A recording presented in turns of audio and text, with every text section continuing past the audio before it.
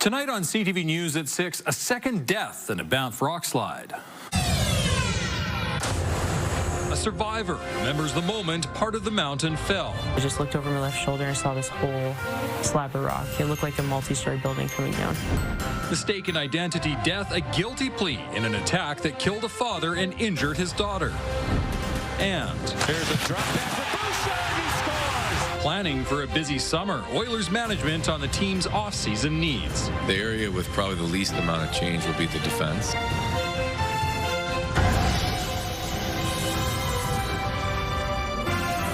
CTV Edmonton, local breaking news with Jeff Hastings.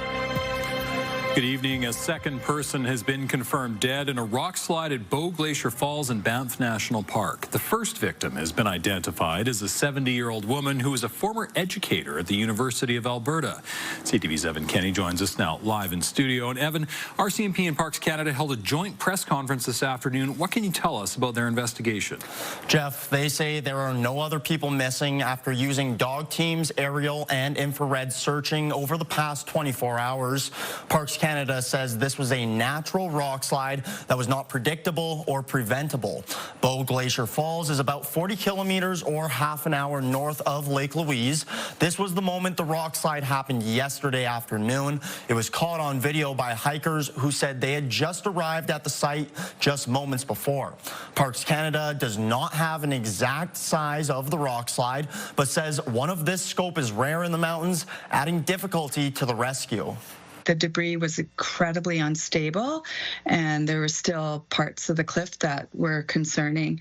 So really looking at minimizing responder exposure, but looking very carefully for any other individuals.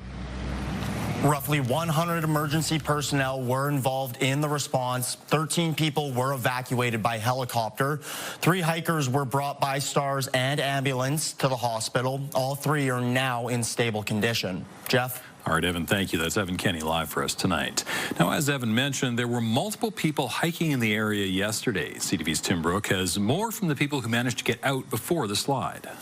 Officials say it was a freak accident. Sadly, this extremely rare event appears to have been neither preventable nor predictable. The scope and size of this rock fall is extremely rare for the mountain environment. On Thursday, 18 people were at the falls when the rock fell. We could see that there were 4 individuals on the debris, and there were bystanders caring for them. We estimate it was around 11 bystanders that may have had some minor injuries. There was one more person buried under the rock and only discovered after search and rescue dogs caught a scent. By Friday morning, the military moved in. 5 a.m., Canada Task Force 2 began infrared drone flights through their partners in the Calgary Police Service, followed by investigative action at the site with a Zystios thermal imaging camera. Visitor safety specialists to recover the remaining deceased individual from the site. 3 others were taken out by air and ground ambulance and are, as of the last update, in hospital in stable condition. The extent of their injuries is unknown. The 100-person rescue effort is now over, and no one else is believed to be missing. Tim Brooke, CTV News, Calgary. For the first time since early May, Edmonton has recorded another case of measles. The Edmonton case is one of 24 new cases across the province. Edmonton now has seen a total of 7 cases. The provincial total has now surpassed 1,000 since March. The province says there have been 20 confirmed cases of measles in pregnant people. As of last week, there had been fewer than 5 cases of congenital measles. That's when a baby contracts the illness from their mother during pregnancy. The province says in each case, the mother was unvaccinated. A man involved in a deadly break-in at a home on New Year's Day 2023 will spend more than a decade in prison. As CTV's Amanda Anderson reports, it was a case of mistaken identity that left a father dead and one of his daughters injured. A Toronto man was before a judge in Edmonton today, accused of first-degree murder. In an agreed statement of facts, the court heard Tavon Orr and an accomplice broke down the front door of this home on January 1st, 2023. Both were armed with loaded handguns. According to the facts, it was the accomplice who fired 2 shots at Barinder Singh, who later died. Singh's wife and daughters tried to hide. The court heard the accomplice fired 3 more shots when they got inside, and one of the bullets hit the daughter who was hiding in the bathroom. Orr was also hit. His DNA found on a bullet recovered from the scene. Police say it was a case of mistaken identity. Orr pleaded guilty to a lesser charge of manslaughter with a weapon. The Crown needed to prove party liability for Mr. Orr because he was not the person who fired the gun, as well as then his ultimate sentence. The court also heard from Singh's family. Often through tears, they described him as a happy-go-lucky person and how their lives have changed since his death. His oldest daughter saying no matter how old they are, they still need their dad. His wife became very emotional at times as she spoke about the emotional and financial toll Orr has caused them. As victim impact statements were read by Singh's wife and daughters, Orr rarely looked up from the prisoner's box. He did later say he was sorry when given a chance to address the court. An apology, the family tells me, they do not accept. They believe it was just an attempt for leniency from the justice. The judge accepted a joint sentence submission made by the Crown and Defence of 11 years in prison. And you consider that the minimum sentence for murder in the second degree is a 10-year minimum parole eligibility. Mr. Orr's sentence at 11 years reflects the seriousness of what happened to this family. The justice told Orr she hopes his injury serves as a reminder of the injury he caused the young woman and her family. Amanda Anderson, CTV News, Edmonton. An Edmonton police officer charged with excessive force has been found not guilty. Constable Alexander Dodek was investigated by Alberta's Serious Response Team after allegedly using a baton during an arrest in 2019 and breaking a man's nose. Dodek was found not guilty last week. EPS says Dodek is back on duty in a non-operational role. People who live in the South Edmonton neighborhood where a man was killed this week say they are shocked by what happened. Police say a 65-year-old man was found dead in a garage Wednesday afternoon. They've arrested a 27-year-old man who did not know the victim, according to police. He's been charged with second-degree murder. A worker at a nearby job site says he witnessed the arrest. He told CTV News the suspect was wearing work clothes and he looked upset but wasn't trying to leave. He wasn't running or anything. He wasn't even in handcuffs at start. He was just talking to him, then they put him in handcuffs, and then everyone else rolled up, but it wasn't crazy at all. I was shocked. That's all I have to say, yeah, really. The victim has been identified as Sugang Periano. Police say he died by blunt force trauma. More than $12 million worth of illegal cigarettes and cigars have been seized in Edmonton. Alberta Gaming, Liquor and Cannabis says the seizures happened across 2 separate investigations. In total, nearly 67,000 cartons of cigarettes and cigars and more than 150 grams of shisha were found. Criminal charges are pending in both cases. The AGLC says provincial tax avoidance tops more than $4 million. It also says illegally manufactured products pose health risks as they lack regulatory controls. The UCP government has released data from its survey about age-appropriate materials in schools. The province launched the survey after it found a handful of books in Alberta K-12 schools it deemed inappropriate. Online survey data shows answers to some of the questions, including at what age should children be able to access materials with sexually explicit content in school libraries?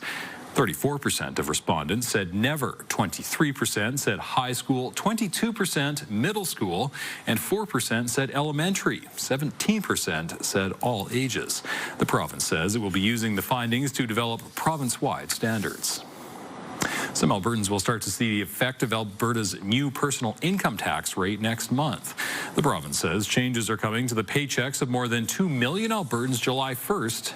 In January, the Alberta government introduced a new personal income tax bracket of 8% on the first $60,000 of income. That's down from the previous 10%. The province says some Albertans could save up to $750 in 2025. Finance Minister Nate Horner says this is how his government keeps, quote, Alberta the most affordable place in Canada to live, work, and raise a family. The province is spending $27 million to more than double the number of collegiate schools in Alberta. Collegiate schools offer specialized programming in areas like science, aviation, agriculture, and the trades. The province says it will open 16 new schools and provide upgrades to 4. Most of the brand new collegiates are in central and northern Alberta, including several in the Edmonton area. Most of the facility upgrades will be in southern Alberta collegiates. With this expansion, we're not just building schools, we're building bridges between education and employment and creating new pathways for success across Alberta. There are currently 12 collegiate schools operating in the province. More lane reductions are coming to a portion of the Yellowhead as crews work to convert the roadway to a freeway. Starting tomorrow, restrictions between St. Albert Trail and 121st Street will extend east to 97th Street with 2 lanes in each direction. The city says it will last until construction is complete in 2027. A 50-kilometer-an-hour speed limit is being enforced in the construction zone. The Edmonton Oilers general manager will have his work cut out for him this offseason. Stan Bowman's biggest priority will be signing several players, including his captain. During his year-end interview, he also touched on the future of head coach Chris Knobloch. CTV's Nerman Issa reports. It's hard to, in the moment, reflect upon how great a season it was. Stan Bowman's first year as general manager saw his club go to the Stanley Cup final. He has a better idea now about what he has to do to bulk up his roster. The area with probably the least amount of change will be the defense. I think up front we need some different players. Goaltending was a contentious issue in the postseason, with the starter often being a game day decision. I don't want to single the goaltending out. I think it's just something that we're going to look at and investigate what's the best path moving forward for our team. Bowman says his biggest priority is getting Connor McDavid signed to an extension this summer. The captain will be a free agent next season, able to sign with any team if he doesn't sign with Edmonton. Certainly, we're eager to meet with him whenever he wants, but also understanding that he just went through a very, tough ending to the season. And so timing-wise, Connor's going to drive that process. Head coach Chris Knobloch has back-to-back cup appearances in the 2 seasons he's been here. Today, he got a public stamp of approval from his boss. Chris is going to be the coach here for a while, and I enjoy working with him, and I think we're lucky to have him. Knobloch says he wants to be here long-term. It's pretty ideal for me here, and hopefully we can continue what we've done and build off of it, because I don't think there'd be anything better than to win it all in a place like this. The two will work together to ice a winning lineup for the upcoming season, hoping third time's a charm in winning the cup. Nerman Issa, CTV News, Edmonton. A Sherwood Park man says his life has changed since the Oilers hired Chris Knobloch. That's because the Oilers' bench boss is his doppelganger. Matt Ziprick is a pastor in Sherwood Park. He was told he looked like Knobloch, but soon enough, many others noticed. Ziprick says he gets stopped in public. People have asked for a picture, with many thinking he's the actual Oilers coach. Now he's becoming somewhat of a star himself. Lately, it's been people do recognize me as the look-alike, so the actual mistakes have stopped a little bit. I do feel like I've let a few people down just by not being Chris, and so that's been kind of funny too. The head coach was asked about his doppelganger today. I don't know if you saw that look-alike pastor and any thought? Did. Outstanding. He was so handsome, almost Brad Pitt. Ziprick says his popularity has grown so much that someone he doesn't know reached out and asked if he would officiate their wedding. The Tom Cochrane and Burton Cummings concert scheduled for tomorrow at Fan Park has been postponed.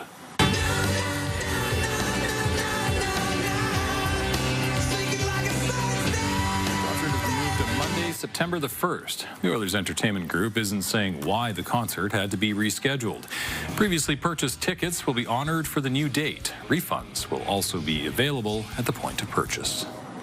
The Beaumont Music Festival is kicking off with some high-energy acts.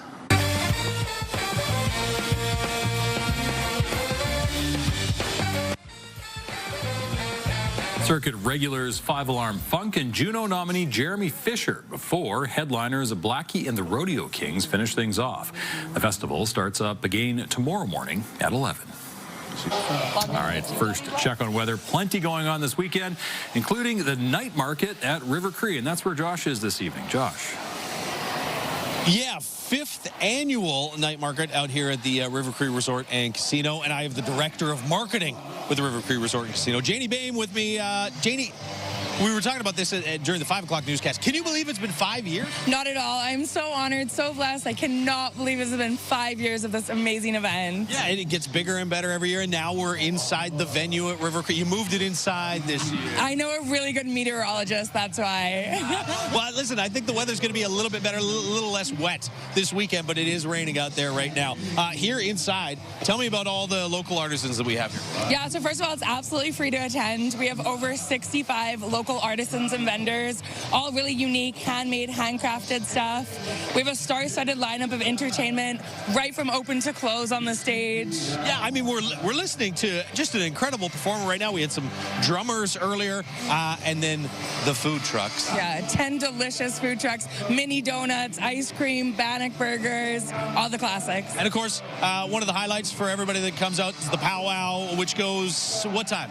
Powwow showcase every day at 4 o'clock. Okay, and 2 to 10 tomorrow, open until 10 tonight. Yeah. And then Sunday is? Sunday's noon to 5. There you go. Janie Bowman, thank you, Janie. Thanks. It's going to be a great weekend down here at the River Cree Resort and Casino for the night market. As for the weather tonight, you got some scattered showers and thunderstorms in the Edmonton area that'll be here for much of this evening. You can see it's been pretty widespread thunderstorm activity along the Highway 16 corridor and south of Edmonton. In fact, it's pouring between Camrose and Ponoka for the last several hours. We also had some really heavy rain as there have been some almost stationary thunderstorms just east of Edmonton. It doesn't look like it's raining in the entire city, and the heaviest of the rain is still outside of city limits, but it is trending almost backwards. Instead, normally this would move west to east, but it's actually moving east to west. So those heavier pockets of rain east of the city may drift through here before the night is done. We're at 14 degrees downtown right now after hitting a high of 21 earlier in the day today. That's right on par with average, but the first weekend of summer will be cooler than average. Today's your summer solstice, longest day of the year. It'll be the warmest day that we see for a while. After hitting 21 today, we'll get to 17 tomorrow and 18 on Sunday. The rain should be done for tomorrow, but the wind will start to pick up. We'll talk a little bit more about that and have the rest of your 5 and 10 day forecast later in the newscast. Thanks, Josh. Stay with us. Up next, reaching new heights at Edmonton's River Valley. The walls overhang, and I really always like that. And it was right by the river, so it was really cool. The city welcomes rock climbers from across North America to a major competition. And later, with this bill, the word nation carries a much greater meaning. Landmark legislation promising to break down barriers between provinces amid a trade war with the United States.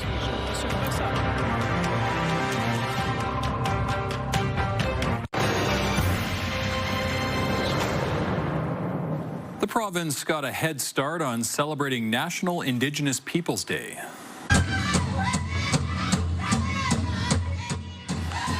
The celebration at the Royal Alberta Museum included reflection from Minister Rajan Sawhney. There was also traditional music, storytelling, and dancing. Chase Morley was 5 years old when he started dancing and feels it's important to share his heritage. There's kids probably out there that want to dance as well, you know? So getting them in connection to, you don't know what kid out there has been disconnected from his culture. So this is a good connection. National Indigenous Peoples Day is tomorrow.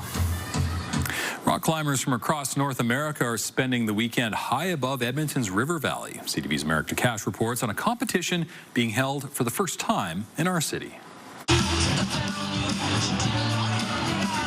Hannah Brain is one of 75 climbers competing in the North American Cup. It was a really cool climb. There's a bunch of technical things and some heel hooks. A lot of of the holds are pretty good, better than I expected. And the last move was fun to jump. Last year, she competed in the Youth World Championships in China. With 8 years of experience under her belt, the American climber decided to enter her first competition north of the border. I really liked it being outside and the walls like overhang, and I really always liked that. And it was right by the river, so it was really cool. This is the first time Edmonton has hosted the North American Cup. It's similar to a World Cup competition. It's for athletes across North America to compete in competitive rock climbing. Organizer Adam Lusick says the goal of the event is to get more people excited about and involved in the sport. Climb YEG is hosting a variety of activities throughout the weekend, including personal climbing demos. There's fun climbing skills competitions for someone with no experience. There's a community competition for people with some experience and they want to try the wall behind me. They can register. In a highly competitive field, Calgary's Joel Neufeld is looking to stand out among the pack. Oh, it's awesome just to see all the different levels of athletes across North America. Just like, people are so good and just inspiring to watch. The action continues Saturday with finals on Sunday. Merrick Takash, CTV News, Edmonton. The Alberta Circus Arts Festival is in full swing in Edmonton's French Quarter. Over 4 days, the event will showcase everything from gravity-defying acrobatics to poetic physical theater. A producer says this is the first year that the festival is bringing in international talent. We've got a great audience that's supported us throughout these last few years and really wanted to see circus in a different level. And it also means that we've been recognized by the circus community elsewhere to really get shows here. Along with ticketed shows, there are free events like juggling and stilt workshops. The festival runs through Sunday. Up next, animal ambassadors. Our dogs were major ambassadors for safe coexistence of wildlife and humans as well. A team working behind the scenes to protect G7 leaders from wildlife ends up front and center. It's raining outside, but the weather's perfect here inside the venue at River Cree for the River Cree Night Market. We'll take a look at the weekend. Really wet in the south, just a little cooler than average here in the city. Those details after the break. Programming brought to you by James H. Brown Injury Lawyers, the heavy hitters of injury law. Programming brought to you by Century Casino, 3 great locations, Edmonton, St. Albert, and Century Mile.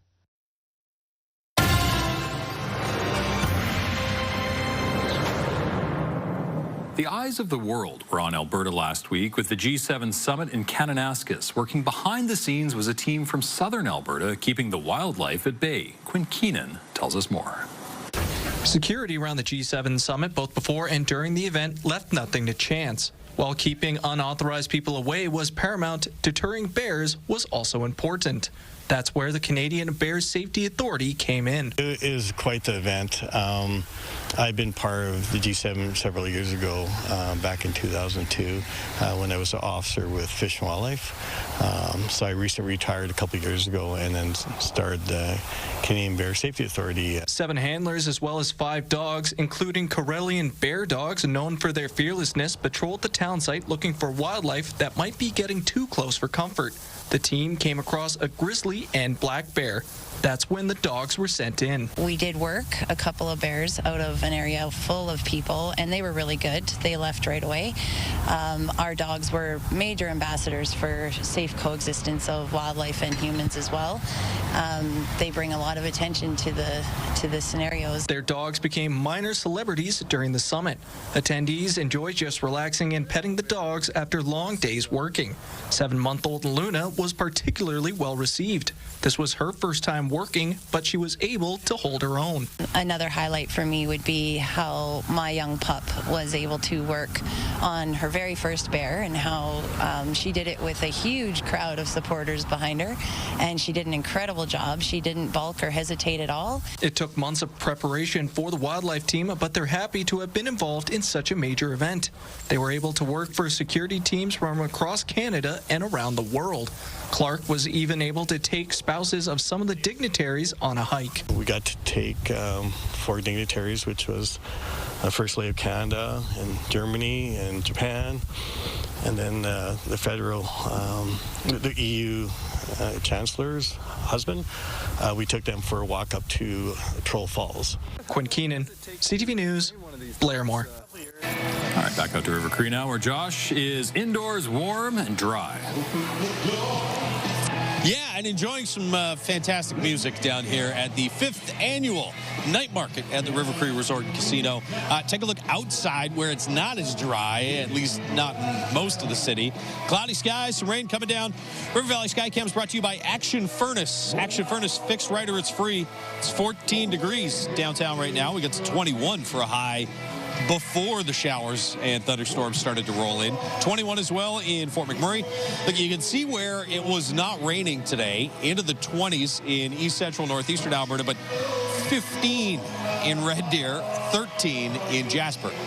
There's the showers sneaking into the Edmonton region from the east. So it looks like it's raining a little heavier there over the northwest corner of the city. You got that big blob of orange there to the east of Sherwood Park that's tracking back to the west, and that will likely go through before tonight is done. We've lost a lot of the lightning, though, so it looks like the risk of thunderstorms is diminishing, and it's mostly just going to be periods of rain before it all tapers off at some point overnight tonight. We've also got some heavy rain there from Camrose off to the southwest, and even more heavy, steady rain in southern Alberta, where we have a rainfall warning. Now, that does not include Red Deer, but Red Deer, you're going to get some decent rainfall totals, I think, overnight tonight and early tomorrow morning. Nordegg all the way south towards Calgary and into the southwest corner of the province and everywhere in green. Potentially 50 to 100 millimeters worth of rain, and a snowfall warning on the first day of summer for the Kananaskis region. Could see upwards of 20 centimeters of snow, especially at higher elevations.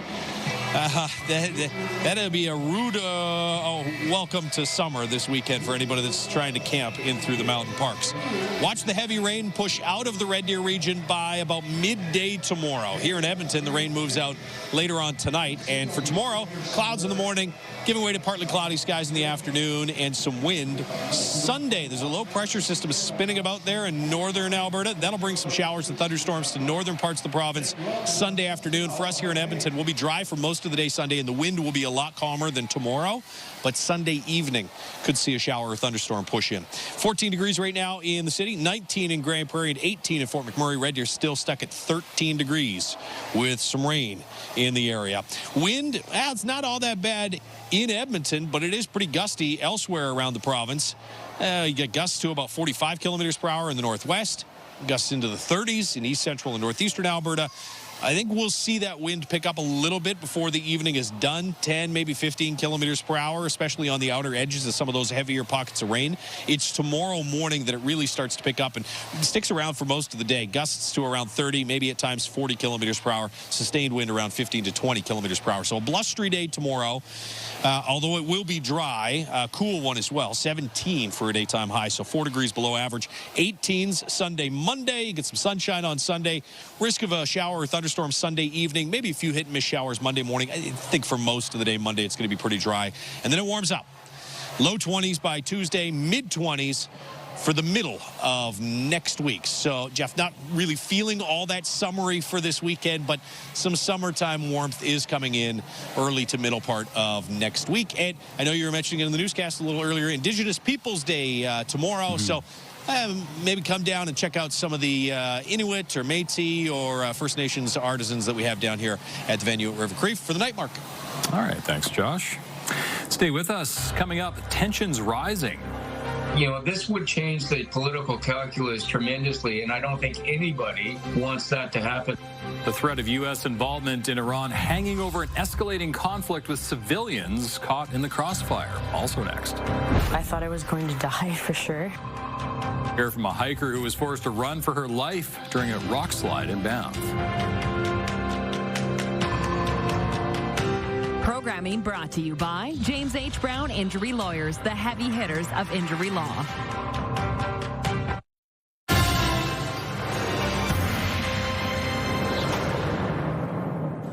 Returning to our top story, Parks Canada and the RCMP have confirmed a deadly rock slide at Bow Glacier Falls in Banff that killed 2 people and left a community of hikers shaken. CTV's Mark Villani spoke with one of the survivors. Elizabeth Jackson holds her dog Juniper close, just mere hours after the pair were caught in the panic of what was supposed to be a peaceful hike in Banff's Rocky Mountains. I thought I was going to die for sure. The solo hiker had stopped to talk with others on the popular Bow Glacier Falls Trail. Moments later, the mountainside gave way. I just looked over my left shoulder and saw this whole slab of rock. It looked like a multi-story building coming down. It was just a blur from there. I just got up and I ran. When the dust settled, Jackson turned back to help. What she saw was devastating. I walked up to where I saw people sprawled out, and there was a lady wedged between rocks, somebody unresponsive on top of a boulder, and it was just complete panic. 2 people were killed. 3 others were taken by ground or air to hospital. The next of kin of one victim hasn't been notified, but the other victim, 70-year-old Yuda Heinrichs from Calgary, was a retired university instructor. She was out with her slow and steady hikers group. Her friends call her a kind, dedicated leader. On Friday, the emotions are still raw on nearby trails. It's very sad, but I guess it's never possible to have 100% security. You don't realize the impact that can have and just take people's lives out. Heard that on the news. It's very sad to hear that. But, one never knows, unfortunately. A smaller rock slide happened in the same area in August 2023. A woman was injured running from the area. RCMP and Parks Canada say both were caused by natural events that can't be predicted or prevented. Geologists suspect water seeping into the fractured rock is likely what triggered this massive collapse over the course of decades. Water seeping into the ground, day after day, year after year, decade after decade, increasing the saturation. But as the trail remains closed, some hikers just feel lucky to be alive. That was not an easy thing to witness and to just be enjoying the day and then have that happen. In Ottawa, the House of Commons has passed legislation intended to help tackle internal trade barriers. The so-called One Canadian Economy Act also gives the government sweeping new powers to approve major projects. That has sparked concern among many Indigenous groups who say they have not been consulted. Some say more time is needed. Others want the legislation scrapped altogether. The Prime Minister defended the fast-tracked legislation. With this bill, the word nation carries a much greater meaning. These projects will build our national economy, and through Indigenous equity and resource management, these projects will be built with Indigenous nations and communities. The legislation passed with the support of the Conservatives. The Prime Minister wanted to get the bill through the House of Commons before the end of the day. Today was the last day of Parliament before the summer break. European and Iranian officials are holding talks about the conflict between Israel and Iran. The discussions were tense, with U.S. President Donald Trump saying he could make a decision at any time in the next 2 weeks over U.S. military action in Iran. CTV's Heather Wright has more. Sirens sound over Jerusalem as Iran and Israel trade fresh attacks for the 8th consecutive day, as diplomatic efforts to contain the conflict took place in Geneva. Mr. Minister, how are you, sir? Iran's foreign minister met with top diplomats from Britain, France, and Germany today, a meeting that ended with no signs of a breakthrough. Asked about it, U.S. President Donald Trump said it will be the Americans, not the Europeans, that solve this conflict, though he seemed to reject Iran's demand for Israel to halt its airstrikes in order for talks to resume. I think it's very hard to make that request right now. If somebody's winning, it's a little bit harder to do than if somebody's losing. Trump says he will decide within the next 2 weeks whether the United States will join this conflict and provide Israel with the bunker-busting bomb it needs to hit Iran's nuclear site Fordo, which is buried deep in a mountain. If they launch that bunker buster, now we got United States, in a war with Israel, fighting against a power that called Iran that wants to have a nuclear capability. It could then potentially draw in Russia. It could, raise the dander of China. So, this would change the political calculus tremendously, and I don't think anybody wants that to happen. Global Affairs Canada says it's organizing flights in neighboring countries, urging Canadians in Israel and Iran to head to Jordan, Turkey, and Armenia. High Hossein. Hossein Hodabash is among the many trying to leave Iran. He's not Canadian, but has lived in Toronto since 2019 and has a valid work permit. He was in Iran to visit his sick mum, but when he tried to leave, he discovered his temporary resident visa is expired, and he can't get back into Canada until a new one arrives. When the war happened, it was like just a nightmare. I don't know about the future. I have no idea what's going to happen. Airspace above both Israel and Iran is closed, and while Canada has an embassy in Israel, it has had no diplomatic ties with Iran since 2012, further complicating efforts to get Canadians out of the country. Heather Wright, CTV News, Toronto. A senior European official says the Security and Defence Pact Canada will sign in Brussels on Monday is more ambitious than most similar deals the European Union has agreed to. The agreement includes crisis management, military mobility, maritime security, cyber threats, and defence industrial cooperation. The pact will allow Canada to join a European loan program for joint defence projects. After that, Ottawa can negotiate to begin discussions with member states about procurement opportunities. The Prime Minister is scheduled to sign the agreement during the Canada-European Union Summit Monday. He will also attend a gathering of NATO leaders in The Hague on Tuesday and Wednesday. The date has been set for the Federal Conservatives' National Convention, which will include a leadership review. The party will meet January 29th in Calgary. A convention will include a secret ballot vote on Pierre Poilievre's leadership. These reviews happen automatically when the party loses an election.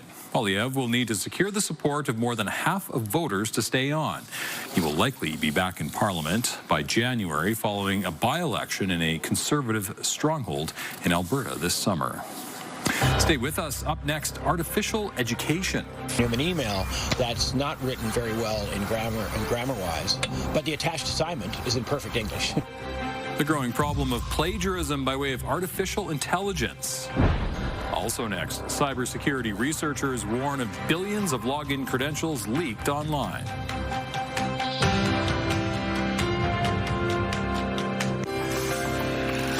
Looking at the markets, the Canadian dollar sitting around 72 cents U.S. Oil is up slightly, trading around $73 U.S. a barrel. Natural gas down around $3.85. Gold saw a $22 drop. On the stock market, the TSX lost 8 points. The Dow Jones down 35 points, or up rather 35 points on the day. Statistics Canada says retail sales were up slightly in April and impacted by Canada-U.S. trade tensions. StatsCan says retail sales rose 0.3% to just over $70 billion in April. Gains in sales at new and used car dealers were a big factor. Sales at sporting goods, hobby, and music shops also saw increases. However, StatsCan also says its preliminary figures for May show a drop of 1.1%. Federal legislation banning replacement workers at times of legal strikes or lockouts comes into effect today. That means courier company DHL will halt parcel deliveries. DHL locked out some 2,000 unionized workers earlier this month after they refused its latest offer. The union says members were forced to respond with strike action. With the two sides still at an impasse, DHL Express Canada says it will shut down operations across the country. Meanwhile, strike action has been averted at Via Rail, with the company reaching a tentative deal with its workers' union. The union says the deal includes wage gains, job security, and improved working conditions. The ratification vote will take place in coming weeks. Sunday was the deadline for a deal to be reached. Cybersecurity researchers say billions of login credentials have been leaked. A new report from Cyber News says the information is compiled into data sets online, giving criminals unprecedented access to people's accounts. Researchers recently discovered 30 of the data sets containing billions of credentials. That includes login information from popular platforms including Google, Facebook, and Apple.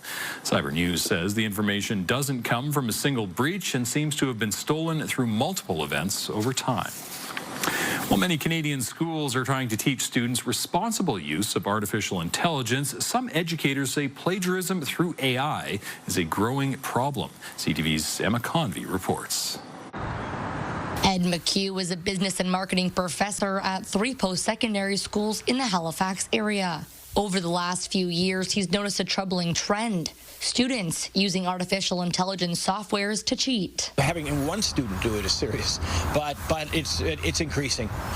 Word has gotten out quite rapidly on this language, and so it's being leaned on by a number of students. McHugh recently took to social media after he noticed a number of students used AI on a recent assignment. As an educator, you always feel some sense of sadness, sometimes anger. Because you feel betrayed, and you also feel like they must think that you're not very bright to catch some of this stuff. I would never use it to do my actual work because it's really stupid.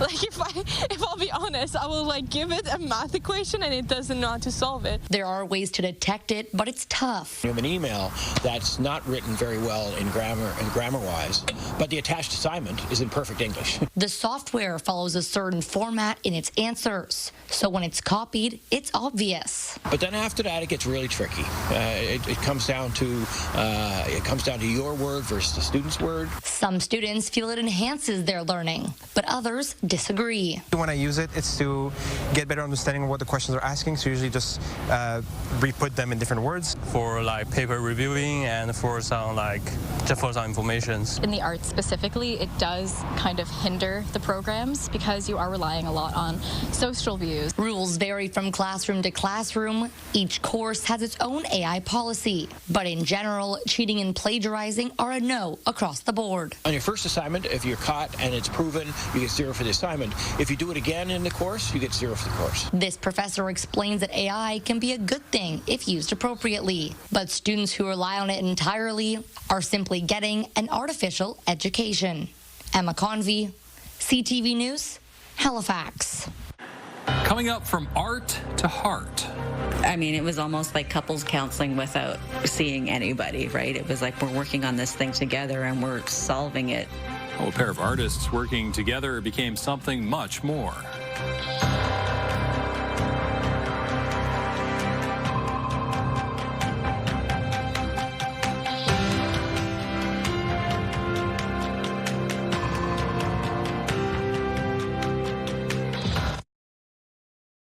We've got another great night of entertainment coming up right here on CTV.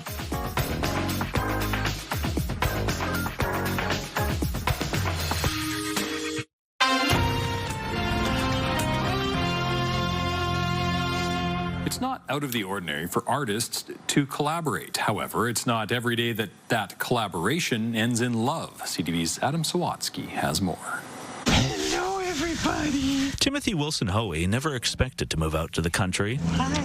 Let alone befriend this neighbor named Kevin. Kevin is just a sensible name for a goat. The first thing Timothy did in his new house was construct this wall of old things. It's an old man museum. A collection of stories, Timothy says, from his family's past and his friends. In a funny way, I'm a custodian of all these things. Then Timothy set up a new studio to create all sorts of paintings, including his iconic O Canada collection that he frames with hockey sticks. I don't know everything about Canada, but I try. And it was while creating this new life for himself, after ending a long-term marriage, that Timothy happened to meet fellow artist Zandra Xochitl, who was going through something similar. Wow, I can be very real with this person, and I think we can be really good friends. The friendship deepened quickly, thanks to authentic conversations about life and art, before one of them suggested they swap canvases and start collaborating. And it felt like a real truth moment because you're giving something that you've made, and to have somebody potentially destroy it. Like opening your heart to someone, there's the risk you'll get hurt, but also a chance you'll be healed. I mean, it was almost like couples counseling without seeing anybody, right? It was like we're working on this thing together and we're solving it. And rather than wrecking each other's work or compromising themselves, Zandra and Timothy began co-creating something new. For both of us, it's been really freeing that way to create work.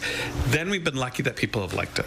I mean, it kind of feels like magic sometimes. It kind of feels like falling in love, which Zandra and Timothy eventually did, which Kevin seems to approve of. And when this painting of Kevin is complete, it'll be displayed somewhere different than that wall honoring the past, because Zandra and Timothy's collaborations are celebrating their present together. Adam Sawatsky, CTV News, Saanich. Thank you for sharing your time with us. For news anytime, visit ctvnewsedmonton.ca or now watch us on YouTube.